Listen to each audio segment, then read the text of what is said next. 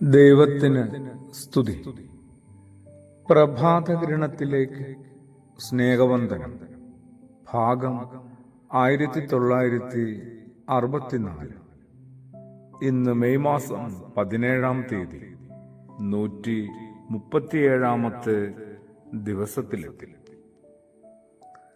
നമ്മൾ ബോധപൂർവം തന്നെ ചില മനുഷ്യരെയൊക്കെ ചേർത്ത് നിർത്താറുണ്ട്. കുറച്ചുകൂടി സത്യസന്ധമായി പറഞ്ഞാൽ ചില മനുഷ്യരോടൊക്കെ നമ്മൾ ചേർന്ന് നിൽക്കാറുണ്ട്, വളരെ ബോധപൂർവം. അതെന്തിനാണ്? അതൊരു സ്നേഹത്തിന്റെയും ആത്മാർത്ഥതയുടെയും സമഭാവത്തിന്റെയും ഒക്കെ ഒരു പ്രതികരണവും പ്രതിഫലനവുമാണ്. ആവണമെന്നില്ല. മിക്കവാറും എന്തെങ്കിലുമൊക്കെ നേട്ടങ്ങൾക്ക് വേണ്ടിയാണ്, എന്തെങ്കിലുമൊക്കെ സ്വായത്തമാക്കാൻ വേണ്ടിയാണ്, നേടിയെടുക്കാൻ വേണ്ടിയാണ്. കുറ്റപ്പെടുത്തുന്നല്ല കേട്ടോ. എല്ലാവരോടുമൊക്കെ നമുക്ക് ഈ അനുഭാവമോ താല്പര്യമോ പ്രകടിപ്പിക്കാനും പറ്റാറില്ലല്ലോ.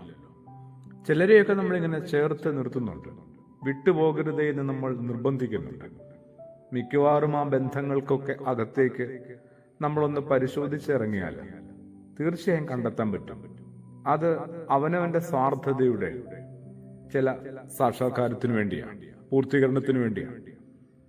മനുഷ്യബന്ധങ്ങളെ തൽക്കാലം ഒന്ന് വിട്ടിട്ട് ഇത്തിരി ആത്മീയമായി നമ്മളൊന്ന് ചകഞ്ഞാലോ, ചിന്തിച്ചാലോ.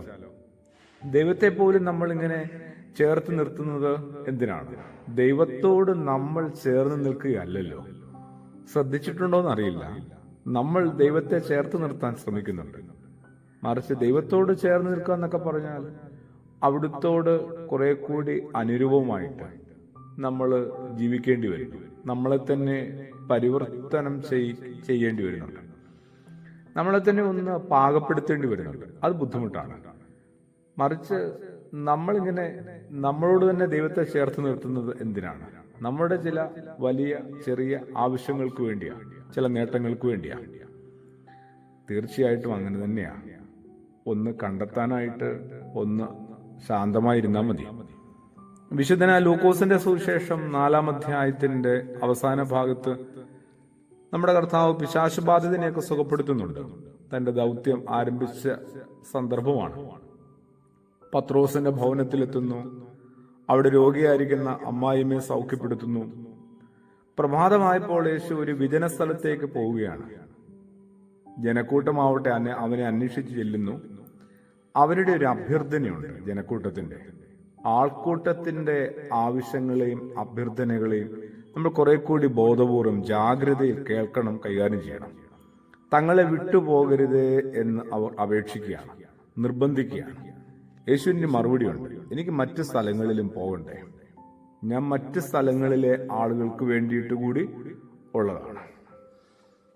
അപ്പോൾ എല്ലാവരുടെയും ഹൃദയവിചാരങ്ങളെ യേശു നന്നായിട്ട് മനസ്സിലാക്കുക. എൻ്റെ യേശു ബന്ധത്തെയും ഭൂമിയിലെ എൻ്റെ മനുഷ്യബന്ധങ്ങളെയും ഞാൻ കുറെ കൂടി ഒന്ന് പരിശോധിക്കണം, ശുദ്ധീകരിക്കണം. അത് നേട്ടങ്ങൾക്ക് വേണ്ടിയും അവനവന്റെ സ്വാർത്ഥ താല്പര്യങ്ങൾ സംരക്ഷിക്കപ്പെടുവാൻ വേണ്ടി മാത്രമുള്ളതാണ്. ഒന്ന് ഉറപ്പുവരുത്തണേ. പ്രാർത്ഥനയോടുകൂടി. ആമേൻ.